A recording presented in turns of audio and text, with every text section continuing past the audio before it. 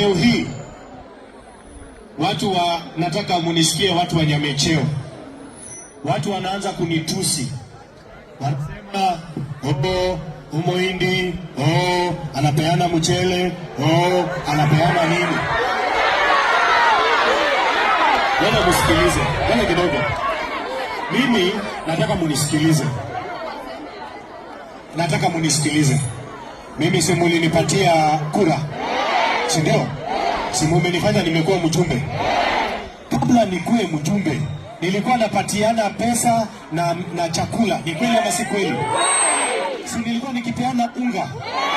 Sasa hawa watu wanasema ati kwa nini Zairi Janda mjumbe anatumia pesa ya CDF? Nyasaye aliye huko juu, hakuna siku yoyote mimi nimetumia pesa ya CDF. Mimi pesa yangu, mshahara ambayo ninapata na mambo yangu ninatafuta ya kupata pesa, ndio ninatoa, ninasema watu wangu wapate ile pesa niko nayo kidogo. Tumekubaliana? Wakati nilikampeni nikawaambia pesa nusu ni ya Zairi Janda, si ndio? Na pesa nusu mshahara niletee watu wa Nyaribari. Tofauti yangu na wapinzani wangu ni kama mchana na usiku.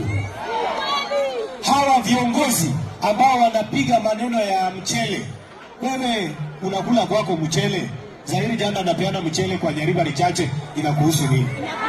Pesa ya Zairi Janda mshahara naletea wa Nyaribari mchele. Maendeleo tunaleta.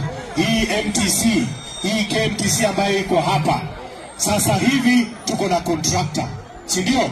Contractor anaingia hapo, atahakikisha tumeweza kujenga ili watoto wetu waweze kusomea udaktari kutoka hapa Ipendo KMTC. Na hakuna mtu yoyote ambaye atakuja kutupatia lecture ya vile uongozi wa Nyaribari chache inatakikana kufanywa. Wewe kama unataka kuongea mambo ya Nyaribari chache, kuja ongea na wananchi, watakusikiliza, uza sera yako, alafu uhame. Lakini mimi ninawauliza, vile mkiniangalia hivi, hawa wapinzani wangu wakiniona, yani wanaona Zairi Janda ni mtu hivi hivi, wanaona mimi ni mtu tu ya kusukumwa kando. Si wataona kivumbi, na mimi niko na imani ya hali ya juu. Siku ikifika ile ya mwaka ujao, nyinyi mtasimama na mjumbe wenu.